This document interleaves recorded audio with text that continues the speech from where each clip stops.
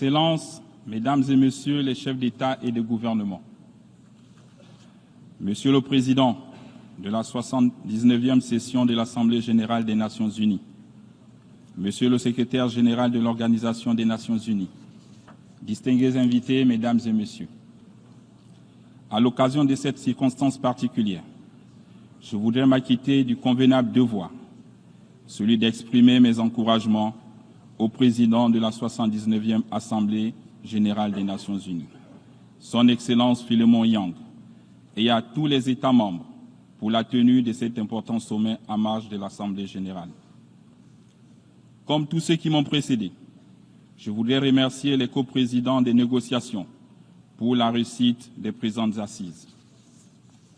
Monsieur le Président, depuis mon entrée en fonction, le Comité pour la restauration des institutions démontre non seulement sa volonté de restaurer les droits fondamentaux des citoyens, mais aussi d'implémenter les réformes significatives visant à améliorer leurs conditions de vie, tout en respectant nos engagements à l'international. Ce processus, tout aussi inclusif, est une promesse d'espoir qui passe nécessairement par une gouvernance transparente et responsable, renforçant ainsi la confiance entre les peuples et les dirigeants. Cet esprit de restauration nationale n'obère pas notre attachement au multilatéralisme, que nous considérons comme un levier essentiel pour la paix dans le monde. En matière de paix et de sécurité, il apparaît évident, aux yeux de tous, que le Conseil de sécurité doit se réformer pour se mettre en phase avec les réalités et les exigences de l'heure. L'Afrique, qui est aussi le théâtre de cette conflictualité déplorable, doit également prendre une part active à ces réformes. Pour y parvenir efficacement, il me semble indispensable de réformer l'architecture financière mondiale en investissant massivement dans la réalisation des objectifs du développement durable.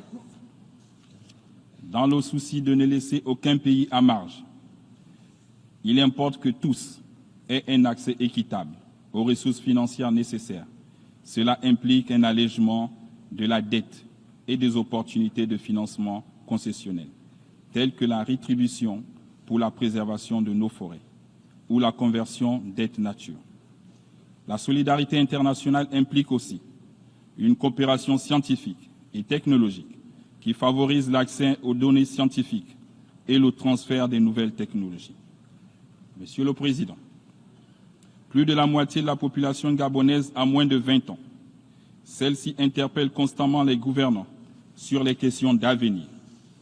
C'est pourquoi j'accueille avec satisfaction notre engagement pour le pacte de l'avenir, à renforcer de façon significative la participation des jeunes au niveau international.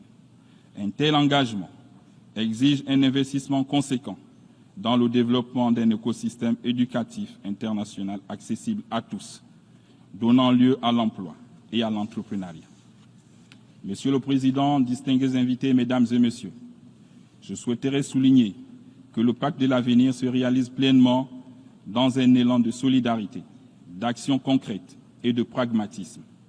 Dans sa marche sereine vers la félicité, mon pays, le Gabon, s'engage à jouer sa partition. Je vous remercie.